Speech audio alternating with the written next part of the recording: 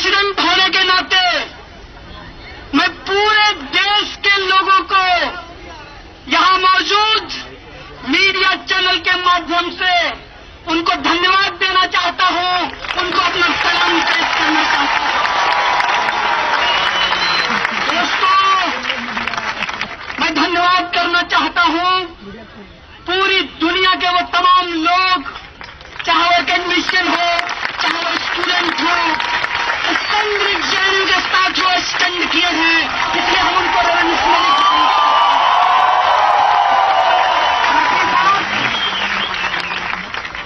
वो तमाम लोग, चाहे वो मीडिया के लोग हों, चाहे वो सिविल सोसाइटी के लोग हों, चाहे वो पॉलिटिकल लोग हों, चाहे वो नॉन पॉलिटिकल लोग हों, वो तमाम लोग आज जो इस जेएनयू को बचाने की लड़ाई के साथ खड़े हैं, जो रोहित वेमुला को न्याय दिलाने के लिए खड़े हैं, उनको मैं लाल सलाम पेश करता हूं, उनको धन्यवाद देना चाहता हूं। और मैं विशेष रूप से धन्यवाद देना चाहता हूं इस देश के बड़े बड़े महानुभाव जो पार्लियामेंट में बैठकर क्या सही है, क्या गलत है, इसको वो तय करने का दावा कर रहे हैं। उनको धन्यवाद, उनकी पुलिस को धन्यवाद,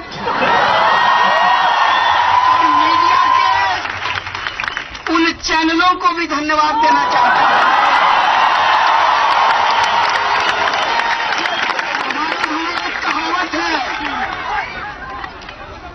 हमारे यहाँ एक कहावत है कि बदनाम हुए तो क्या हुआ, नाम नहीं हुआ। कम से कम जेएनयू को बदनाम करने के लिए ही उन्होंने प्राइम टाइम पे जगह दिया। किसी के प्रति कोई नफरत नहीं है, खास करके एबीवीपी के प्रति तो कोई भी नफरत नहीं।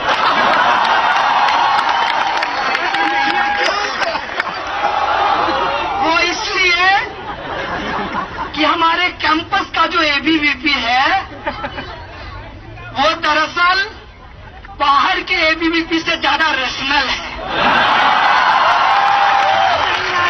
और मैं कहना चाहता हूं वो सारे लोग जो अपने आप को राजनीतिक विद्वान समझते हैं, तो एक बार पिछला प्रेसिडेंशियल डिबेट का जो हालत हुआ है एबीवीपी के कैंडिडेट का, उसका वीडियो देख लीजिए साहब। और जो मोस्ट इंटेलेक्ट पर्सन है इस देश में एबीवीपी का, जो जेएनयू का एबीवीपी है, उसको जब हमने पानी पानी कर दिया, तो बाकी देश में आपका क्या होगा इसका अंदाजा कर। इसीलिए एबीवीपी के प्रति कोई दुर्भावना नहीं है, क्योंकि हम लोग सच में लोकतांत्रिक लोग हैं। हम लोग सचमुच का संविधान में भरोसा करते हैं। इसीलिए एबीवीपी को दुश्मन की तरह नहीं, विपक्ष की तरह देखते हैं।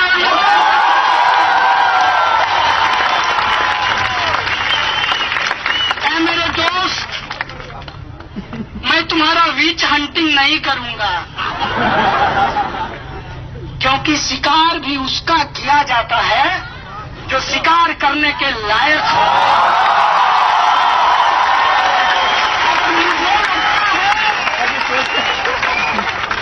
कि ये जो तमाम प्रक्रिया हुई है, मैं पहली बार कसम से, ये उस कहावत की तरह नहीं है कि सावन में पैदा हुआ और भादों का बार देखकर कहा हो कि इसी बार नहीं देखी।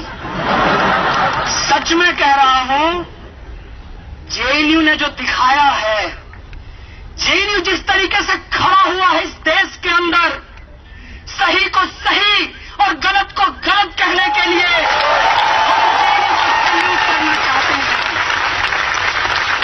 और कि ये स्पॉन्टेनियस है। और ये बात मैं इसलिए कह रहा हूं क्योंकि उनका सब कुछ प्लान्ड था, हमारा सब कुछ स्पॉन्टेनियस है। इस देश के संविधान में, इस देश के कानून में और इस देश की न्याय प्रक्रिया में भरोसा है। इस बात का भी भरोसा है कि बदलाव ही सत्य है और बदलेगा। हम बदलाव के पक्ष में खड़े हैं और यह बदलाव होगा। पूरा भरोसा है अपने संविधान पर, पूरे तरीके से खड़ा होते हैं अपने संविधान के उस तमाम धाराओं को लेकर जो प्रस्तावना में कहा गया है। समाजवाद, धर्मनिरपेक्षता, समानता, इसके साथ खड़े हुए हैं। सवाल पूछ रहा था, मैं कहना चाहता हूं कि मैं आज भाषण नहीं दूंगा। आज मैं सिर्फ अपना अनुभव आपको बताऊंगा, क्योंकि पहले पढ़ता ज्यादा था, सिस्टम को झेलता कम था। इस बार पढ़ा कम है, झेला ज्यादा है। इसीलिए जो कहूंगा, जेएनयू में लोग ज्यादा रिसर्च करते हैं। प्राइमरी डेटा है भाई साहब, फर्स्ट हैंड इंफॉर्मेशन है। तो पहली बात यह है कि जो प्रक्रिया न्यायालय के अधीन है उसके ऊपर मुझे कुछ नहीं कहना है। सिर्फ एक बात कहा है, और इस देश की तमाम वो जनता जो सच में संविधान से प्रेम करती है, जो बाबा साहब के सपनों को सच करना चाहती है, वो इशारों ही इशारों में समझ गया होगा कि हम क्या कह रहे हैं। जो मामला सब जुडिस है उस पर मुझे कुछ नहीं कहना है। प्रधानमंत्री जी ने ट्वीट किया है, कहा है सत्यमेव जयते। मैं भी कहता हूं प्रधानमंत्री जी, आपसे भारी वैचारिक मतभेद है, लेकिन सत्यमेव जयते चूंकि आपका नहीं, इस देश का है, इस संविधान का है, मैं भी कहता हूं सत्यमेव जयते। और सत्य की जय होगी। और इस लड़ाई में वो तमाम लोग जो शामिल हैं, उनको एक बात बस कहते हुए अपना अनुभव आपसे शेयर करूंगा। बस वो एक बात यह है कि ये मत समझिएगा कि कुछ स्टूडेंट के ऊपर एक पॉलिटिकल टूल की तरह सेडिशन का इस्तेमाल किया गया है। इसको ऐसे समझिएगा कि मैं ये बात अक्सर बोला हूं अपने भाषणों में।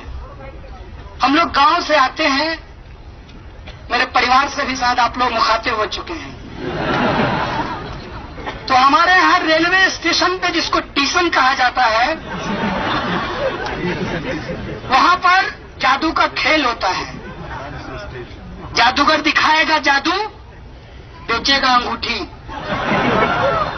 मनपसंद अंगूठी, और जिसकी जो इच्छा है वो अंगूठी पूर्ण कर देगी, ऐसा जादूगर कहता है। इस देश के भी कुछ नीति निर्माता हैं, वो कहते हैं काला धन आएगा, हर हर मोदी,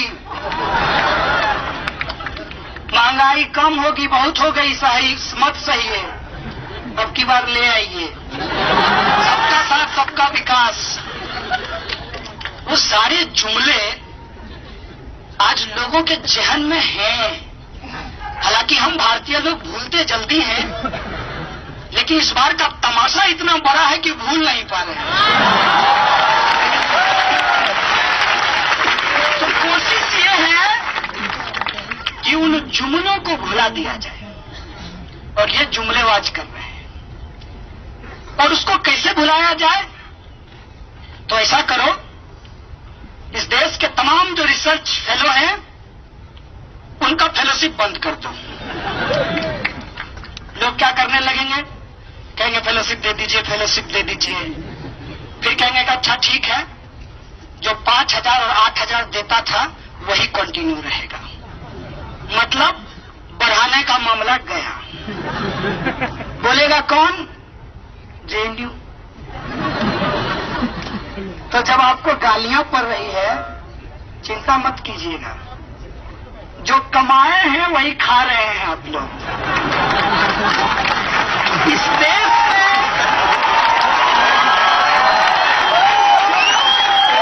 जन विरोधी सरकार है, उस जन विरोधी सरकार के खिलाफ बोलेंगे तो उनका साइबर सेल क्या करेगा? वो डॉक्टर वीडियो भेजेगा, वो आपको गालियां भेजेगा और वो गिनेगा कि आपके डस्टबिन में कितना कॉन्डोम है।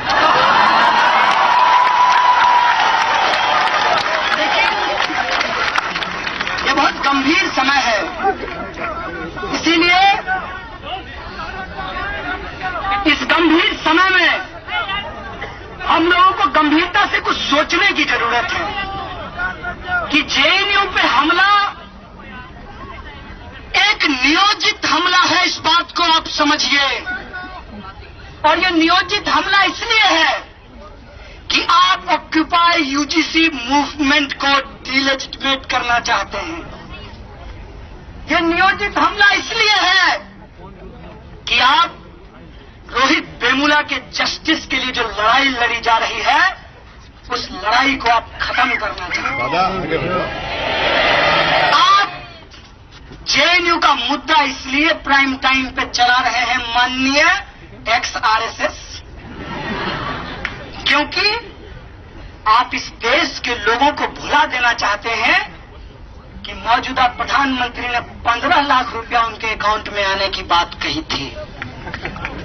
लेकिन एक बात मैं आपको कह देना चाहता हूं, जेएनयू में एडमिशन पाना आसान नहीं है, तो जेएनयू के लोगों को भुला देना भी आसान नहीं है। आप अगर चाहते हैं कि हम भुला देंगे, तो हम आपको बार बार याद करा देना चाहते हैं कि इस देश की सत्ता ने जब जब अत्याचार किया है, जेएनयू से एक बुलंद आवाज आई है और हम उसी को दोहरा रहे हैं और हम सत्ता को याद करा रहे हैं कि तुम हमारी लड़ाई को डाइल्यूट नहीं कर सकते। क्या कह रहे हैं? एक तरफ देश के सीमाओं पे नौजवान मर रहे हैं, मैं सैल्यूट करना चाहता हूं उनको जो लोग सीमा पे मर रहे हैं। मेरा एक सवाल है, जेल में मैंने एक बात सीखी है कि जब लड़ाई विचारधारा की हो तो व्यक्ति को बिना मतलब का पब्लिसिटी नहीं देना चाहिए। इसीलिए मैं उस लीडर का नाम नहीं लूंगा। बीजेपी के एक नेता ने लोकसभा में कहा कि नौजवान सीमा पे मर रहे हैं। मैं पूछना चाहता हूं कि वो आपका भाई है या फिर इस देश के अंदर जो करोड़ों किसान आत्महत्या कर रहे हैं, जो रोटी उगाते हैं हमारे लिए और उन नौजवानों के लिए जो उस नौजवान के पिता भी हैं, उसके बारे में तुम क्या कहना चाहते हो? वो उस देश के शहीद हैं।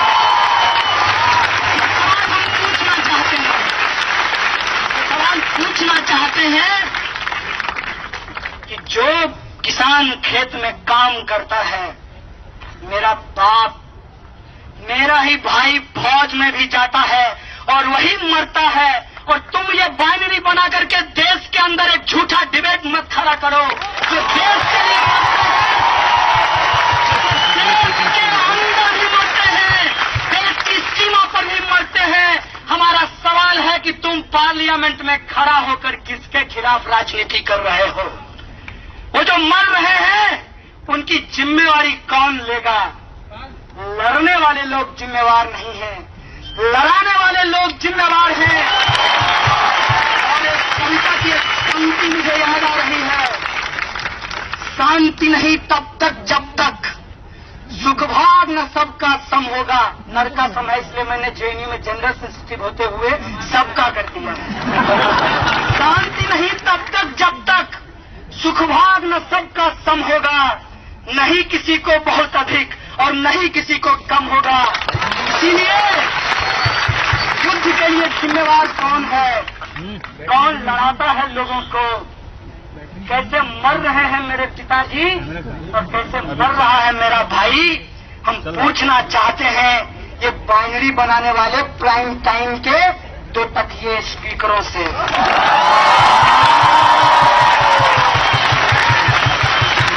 देश के अंदर जो समस्या है, क्या उस समस्या से आजादी मांगना गलत है? ये क्या कहते हैं, किससे आजादी मांग रहे हो? तुम ही बता दो कि क्या भारत ने किसी को गुलाम कर रखा है? नहीं, तो ऑब्वियसली भारत से नहीं मांग रहे हैं। भारत से नहीं मेरे भाइयों, भारत में आजादी मांग रहे हैं।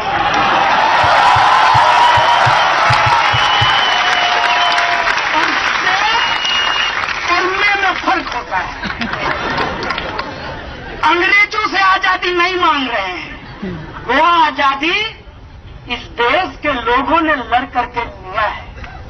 अब मैं अपने अनुभव पे आता हूं। पुलिस ने हमसे पूछा कि आप लोग लाल सलाम क्या कहते हैं? मैं ये आपको कह दूं कि ये इन्वेस्टिगेशन का पार्ट नहीं था। पुलिस हमको कभी खाना खिलाने के लिए, कभी मेडिकल कराने के लिए ले जाती थी, और हम जेएनयू के लोग, उसमें से भी मैं ब्रह्मपुत्रा का, तो मैं बिना बात किए रहता कैसे? तो मैं उनसे बात करने लगा और बात किया तो वो आदमी भी वैसा निकला जैसा मैं। इस देश के अंदर पुलिस में कौन नौकरी करता है? जिसके पिताजी किसान हो, जिसके पिताजी मजदूर हो, जिसके पिताजी कमजोर वर्ग के हो, वही पुलिस की नौकरी करता है। मैं भी इस देश का one of the backward state Bihar से आता हूं। मैं भी एक गरीब परिवार से आता हूं, मैं भी एक किसान परिवार से आता हूं, और पुलिस में भी गरीब परिवार के लोग ही नौकरी करते हैं। मैं कांस्टेबल, हेड कांस्टेबल और इंस्पेक्टर तक की बात कर रहा हूं। आईपीएस साहब से मेरा ज्यादा इंटरेक्शन नहीं है। तो वो जो सिपाही था उससे बातचीत हुई, और जो भी मैं अनुभव कहूंगा वो बस बातचीत का हिस्सा है। उसने पूछा कि लाल सलाम क्या है? हमने कहा लाल मतलब क्रांति, सलाम मतलब क्रांति को सलाम। तो कहा मतलब समझ में नहीं आया। बोले इनकलाब जिंदाबाद। बोला जानते हैं? तो बोले क्रांति को ही उर्दू में इनकलाब कहते हैं। कहा ये स्लोगन तो एबीवीपी भी लगाती है। हम बोले अब समझ में आया कि वो नकली इनकलाबी है, हम असली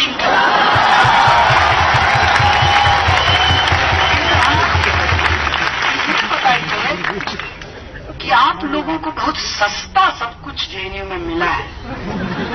हम बोले एक बात बताएं। बोला बताइए। बोले आपके साथ ऐसा क्यों नहीं हुआ कि आपका अभी जो हालत है, क्योंकि वो 18 घंटे ड्यूटी करता था, मैंने देखा उसको, और आपको ओवर टाइम मिलता है? बोला नहीं। तो बोले कहाँ से लेते हैं? बोला यही होता है ना जिसको आप करप्शन कहते हैं। तो जितना भत्ता मिलता है, अब वर्दी के लिए उनको 110 रुपये मिलता है। इतने में तो आप बताइए अंडर गारमेंट्स में आए वर्दी। ये बात वो खुद सिपाही बोल रहा है। हमने कहा इसी से तो आजादी चाहते हैं, भुखमरी से, भ्रष्टाचार से,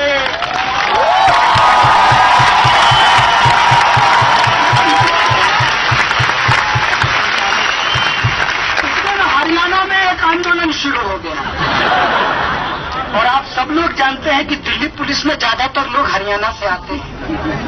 मैं उनको बहुत सैल्यूट करता हूं क्योंकि वो लोग बहुत मेहनती लोग होते हैं।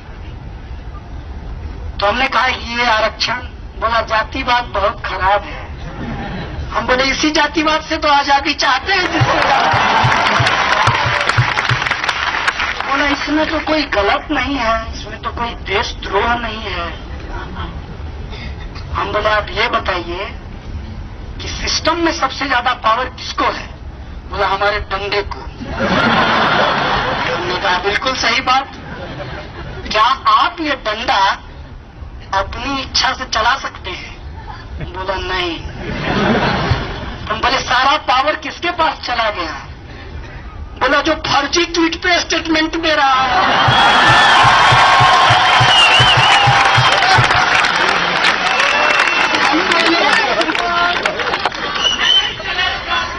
हम बोले हम उसी फर्जी ट्वीट करने वाले जो संघी लोग हैं उनसे आजादी चाहते हैं। सच कहें तो अब ऐसा लगता है कि हम और तुम एक साथ खड़े हैं। हम बोले यार इसमें एक दिक्कत है कि अब सारे मीडिया के लोगों को नहीं कह रहा हूं, हम्बली बोल रहा हूं, क्योंकि सारे मीडिया के लोग वेतन वहां से नहीं पाते हैं, कुछ लोग वहीं से वेतन पाते हैं। और मीडिया में काम करते करते उधर पार्लियामेंट में रिपोर्टिंग करते करते अंदर जाने के प्रयास में है। तो उन लोगों ने ही ना ऐसा माहौल बना दिया है कि हम आपसे 1-to-1 बात करते हैं और वो देखिए सनसनीखेज ऐसा कर दिए हैं।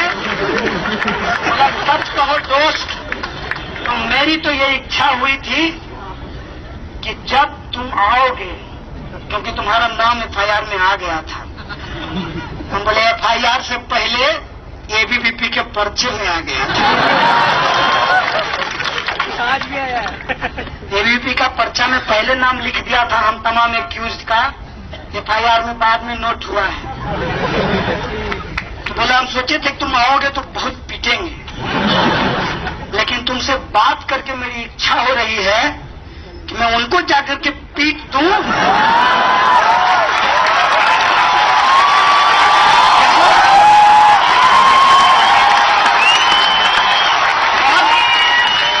बहुत गंभीर बात कहा है उसने, और मैं इस पे ध्यान दिलाना चाहता हूं मीडिया के माध्यम से पूरे मुल्क के लोगों को।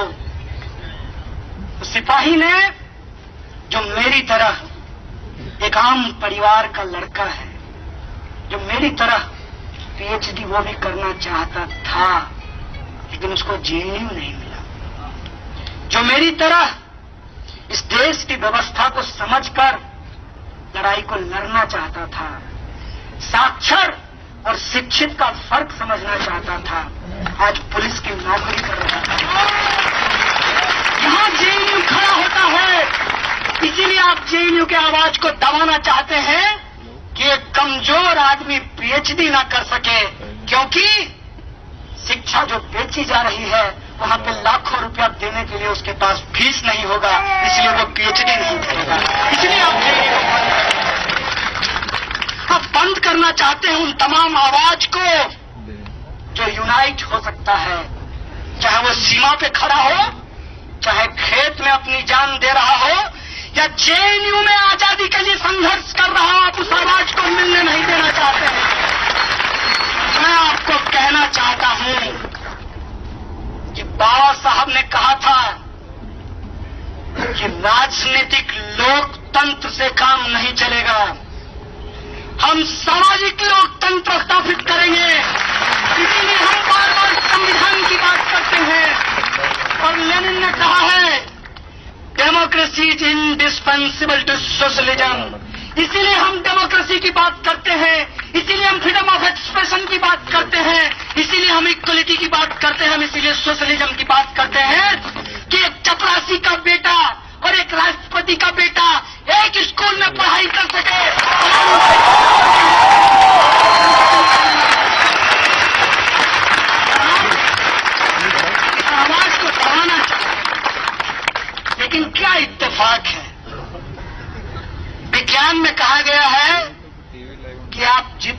दबाओगे उतना ज्यादा प्रेशर होगा। लेकिन इनको विज्ञान से कोई लेना देना नहीं है, क्योंकि विज्ञान पढ़ना एक बात है, वैज्ञानिक होना बहुत दूसरी बात है। तो वो लोग जो वैज्ञानिक सोच इस देश में रखते हैं, अगर उनके साथ संवाद स्थापित किया जाए तो इस मुल्क के अंदर जो आजादी हम मांग रहे हैं, भुखमरी और गरीबी से, शोषण और अत्याचार से, दलितों, आदिवासियों, महिलाओं और अल्पसंख्यकों के अधिकार के लिए वो आजादी हम लेकर रहेंगे। और वो आजादी इसी संविधान के द्वारा, इसी संसद के द्वारा और इसी न्यायिक प्रक्रिया के द्वारा हम सुनिश्चित करेंगे। इस मुल्क में ये हमारा सपना है, यही बाबा साहब का सपना था, यही साथी रोहित का सपना है। देखो, एक रोहित को मारे हो, उस कंटिन्यूएशन में जिस आंदोलन को तुम दबाना चाहे थे, वो आंदोलन कितना बड़ा बनकर के उभरा है, कितना बड़ा बनकर के।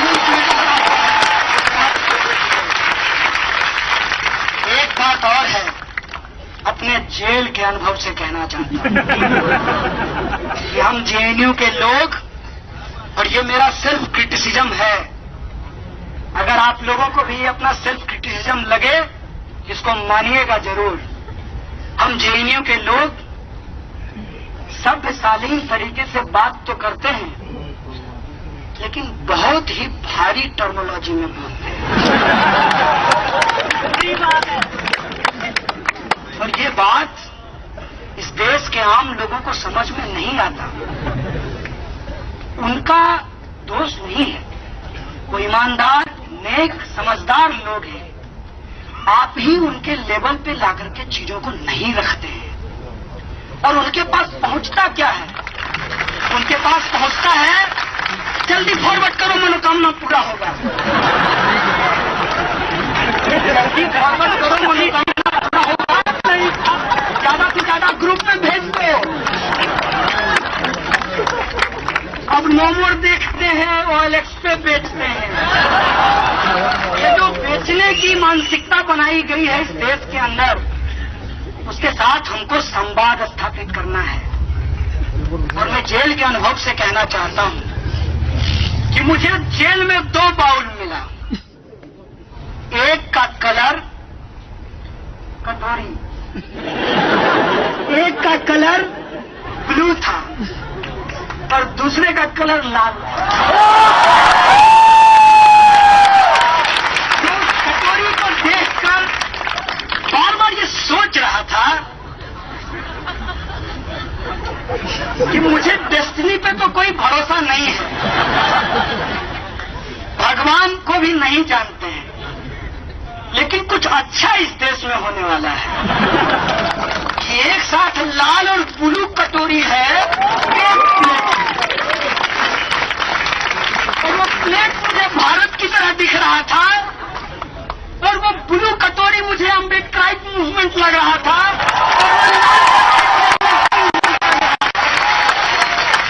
और मुझे लगा कि अगर इसकी यूनिटी इस देश के अंदर बना दी गई, सच कहते हैं, अब नो मोर देखते हैं, बेचने वाले को भेजते हैं, बेचने वाला नहीं चाहिए, सबके लिए जो न्याय सुनिश्चित कर सके, हम उसकी सरकार बनाएंगे।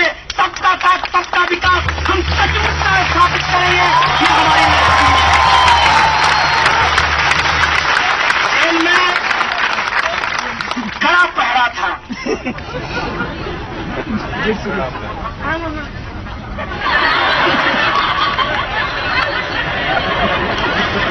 लाए हैं आपके लिए, चना लेकर आए हैं। और एक कहावत है, जब तक जेल में चना रहेगा आना जाना लगा रहेगा।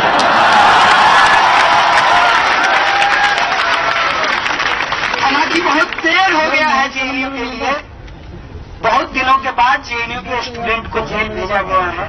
काफी लंबे समय के बाद क्योंकि काफी लंबे समय के बाद एक मजेदार बात बता देता हूं, ये उससे जुड़ा हुआ है। आज माननीय प्रधानमंत्री जी का आदरणीय बोलना पड़ेगा ना।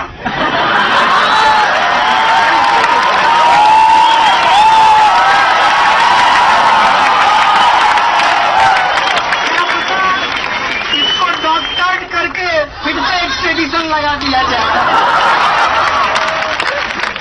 तो माननीय प्रधानमंत्री जी कह रहे थे, स्टालिन और खुर्शेव की बात कर रहे थे। मेरी इच्छा हुई कि मैं टीवी में घुस जाऊं और उनका सूट पकड़कर कहूं, मोदी जी थोड़ी हिटलर की भी बात कर दी।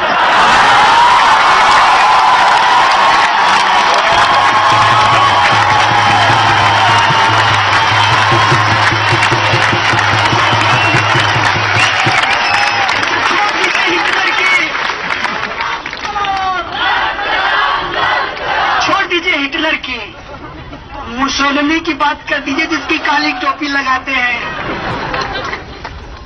जिससे आपके गुरुजी गोलवलकर साहब मिलने गए थे और भारतीयता की परिभाषा जर्मन से सीखने का उपदेश दिया था। तो हिटलर की बात, खुर्शेव की बात, प्रधानमंत्री जी की बात, उसी वक्त योजना की बात हो रही थी। मन की बात करते हैं, सुनते नहीं।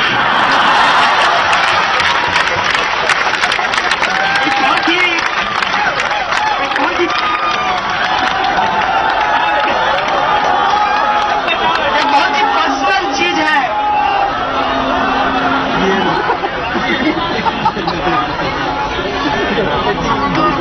मेरी मां से आज लगभग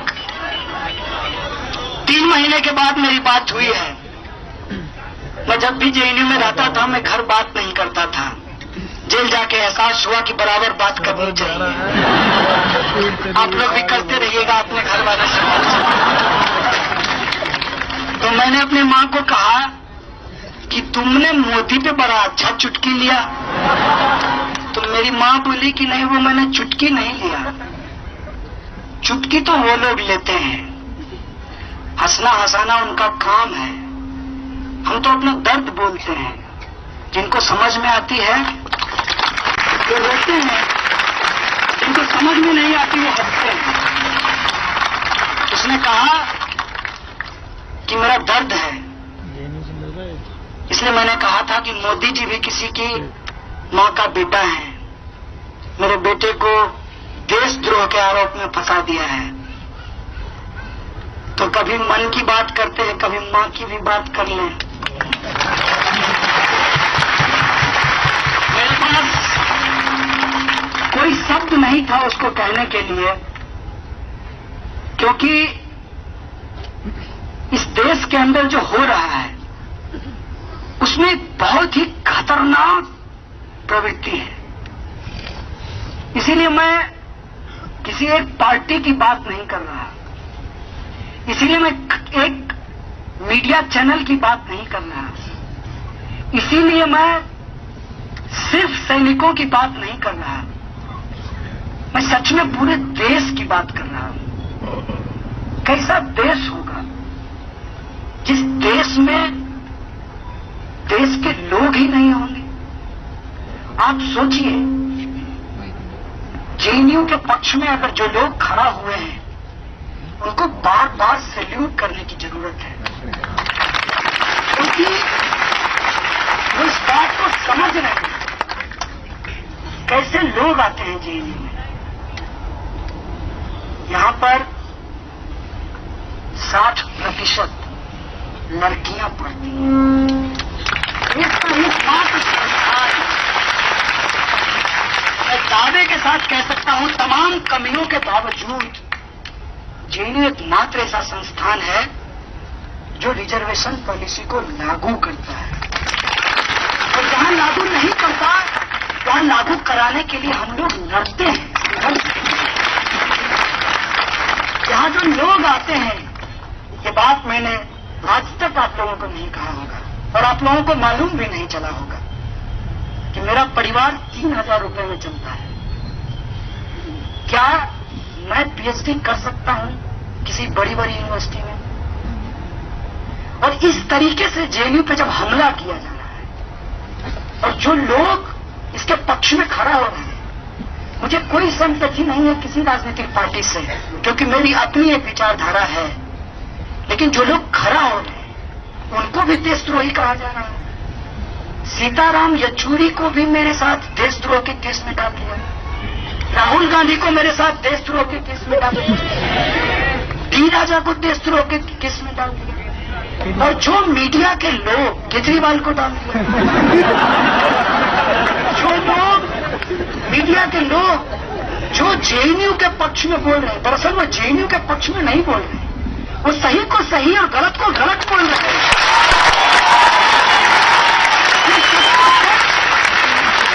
झूठ को झूठ बोल रहे हैं, उनको गालियां भेजी जा रही है, उनको जान से मारने की धमकी दी जा रही है।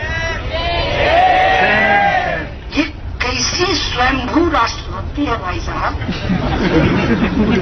Self claimed. एक सवाल हमने पूछा, कुछ लोग 3-4 कांस्टेबल जेल में मुझे पूछे कि सच में नारे लगाए हो? हमने सच में लगाए हैं। फिर जाके लगाओगे? बोले कब लगाएंगे? बोले फर्क कर पाते हैं कि रेशनैलिटी खत्म हो गई। भाई साहब अभी 2 साल इस सरकार को आया हुआ है, 3 साल और झेलना है। इतनी जल्दी यह देश अपनी रेशनैलिटी लूज नहीं कर सकता है, क्योंकि देश के 69% लोगों ने उस मानसिकता के खिलाफ वोट दिया है। इस बात को चमक केवल 31% लोग, और उसमें से भी कुछ आपके जुमलेबाजी में फंस गए। कुछ को तो आपने हर हर कह के छक लिया, आजकल अरहर से परेशान है।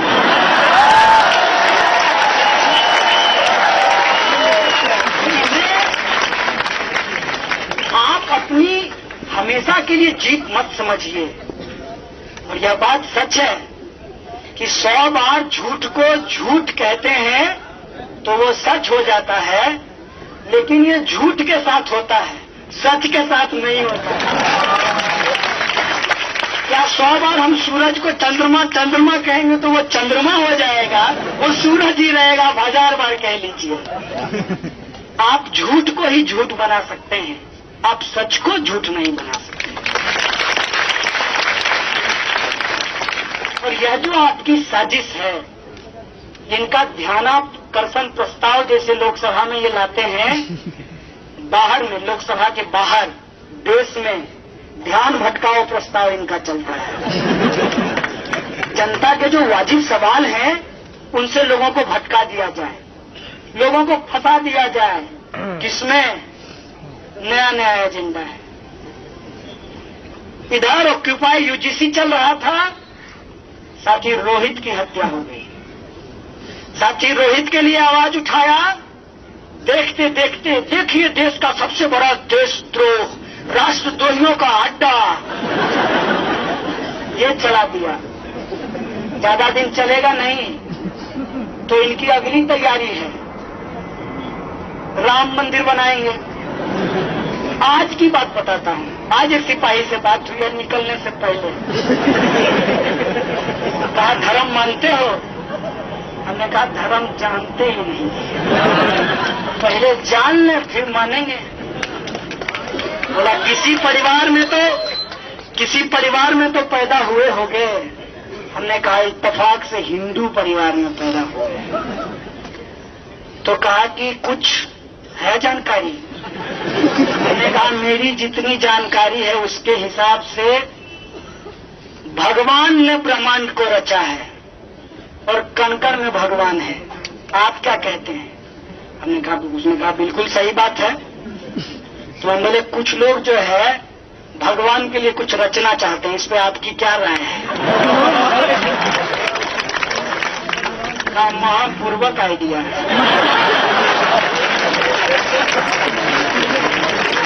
कांच की हारी कितना बार चढ़ाओगे भाई? 80 से 180 एक बार बना लिए थे, बेड़ा पार लगा दिए थे, मुख में राम बगल में छुरी, अब की नहीं चलेगा। अब की थोड़ी धुरी बदल गई है, लेकिन इनकी कोशिश है कि चीजों को भटकाया जाए ताकि इस देश के अंदर जो वाजिब सवाल है उस पर विमर्श न खड़ा हो।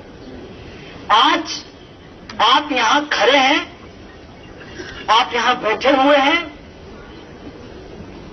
आपको लगता है कि आपके ऊपर एक हमला हुआ है। सचमुच ये बड़ा हमला है, लेकिन ये हमला मेरे दोस्त आज नहीं हुआ है।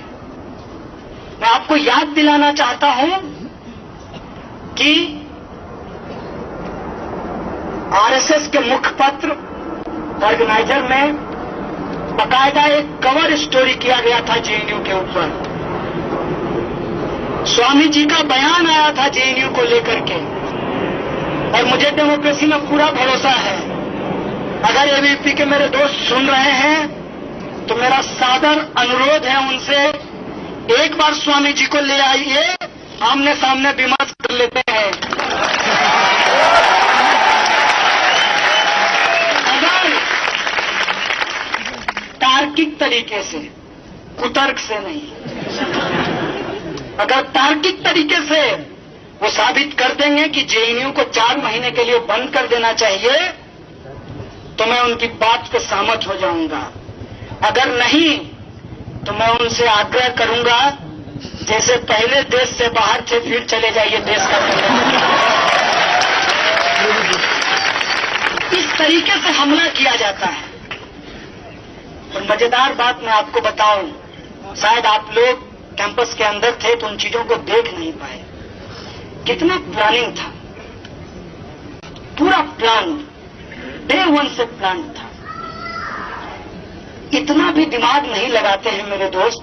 यहाँ के जो एबीवीपी का दोस्त नहीं है, वो बाहर का एबीवीपी है, कि पोस्टर तक नहीं बदलता है। जो प्रोटेस्ट जिस हैंडबिल के साथ, जिस तख्ती के साथ हिंदू क्रांति सेना करता है, वही प्रोटेस्ट उसी तख्ती के साथ एबीवीपी करता है। वही प्रोटेस्ट, वही कंटेंट, उसी डिजाइन के साथ quote and quote ex army man march करते हैं। इसका मतलब है कि सबका प्रोग्राम नागपुर में तय हो रहा है। ये कोई स्पॉन्टेनियस प्रोग्राम नहीं है मेरे दोस्त। मोटी मोटी एक बात है, और वो बात है इस मुल्क के अंदर जो आवाज है संघर्ष की, उसको दबाना। मोटी मोटी बात है कि इस देश के लोगों के सामने जो उसके जीवन के बुनियादी सवाल हैं, उससे जनता के ध्यान को भटकाना। और मोटा मोटा सवाल है कि इस जेएनयू कैंपस के अंदर जो लड़ने वाले लोग हों, चाहे वो अनिर्बाण हो, चाहे वो उमर हो, चाहे अनंत हो, आशुतोष हो, चाहे नकलिया हो, चाहे आप सब में से कोई हो, उसको देशद्रोही बता करके जेएनयू के आवाज को दबाना, जेएनयू को डिलेजिटिमेट करना, इस संघर्ष को खत्म करना। लेकिन हम उनको कहना चाहते हैं कि इस संघर्ष को तुम दबा नहीं पाओगे। तुम जितना दबाओगे हम उतना खड़ा होंगे, उतना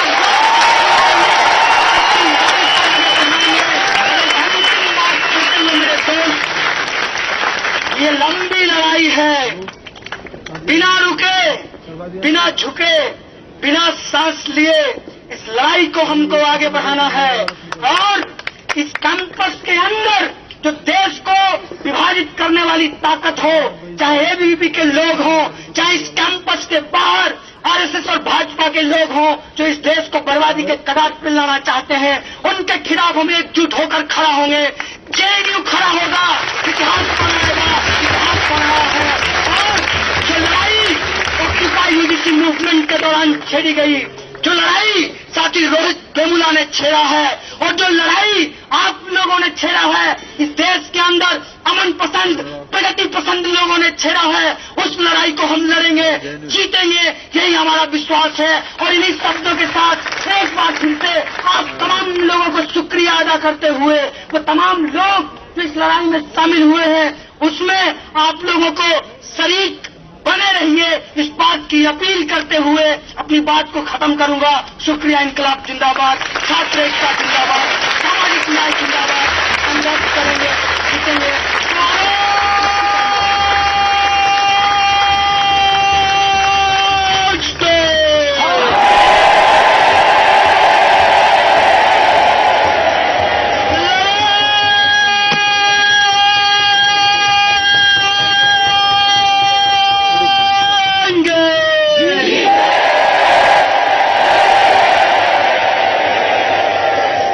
साथियों को बहुत बहुत धन्यवाद। और एक बार तो नारा आजादी वाला कॉन्टेक्स्ट के साथ पूरे देश के लोगों के पास जाना जरूरी है, क्योंकि मैं स्पष्ट करना चाहता हूं आपके माध्यम से, और यह आग्रह है कि जेएनयू को जितना आपने समय दिया है थोड़ा सा समय जरूर दीजिएगा और पूरे देश को बताइएगा कि जेएनयू के छात्र आजादी मांगते हैं, भारत से नहीं, भारत को लूटने वालों से आजादी मांगते हैं। और इस नारे को हम लोग एक बार फिर से लगाएंगे। तो हम क्या चाहते हैं?